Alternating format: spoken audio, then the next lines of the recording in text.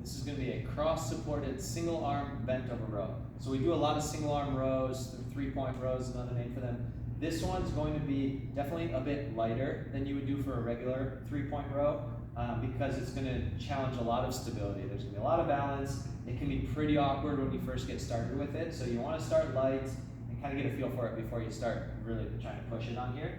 So to start out, you want your opposite hand and leg, or opposite hand and knee on the bench. So right now I've got my right knee down, my left hand down. It can be helpful too when you start to kind of hook your foot around the bench. That can give you a little more stability, and then also kind of wrap your hand around the bench. Again, those are good starting points, but you don't have to. As you get better, you can kind of ease up on those. So we get into, think about like a quadruped position, like tabletop position with the back. You're going to grab the weight with the opposite hand.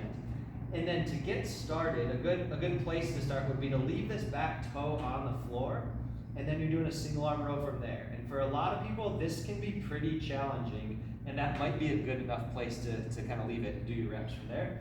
But to make it even more challenging, you could lift this foot up using that glute. So it's going to be back here that's working to keep that leg kicked out straight there, and then a good exhale as you row up.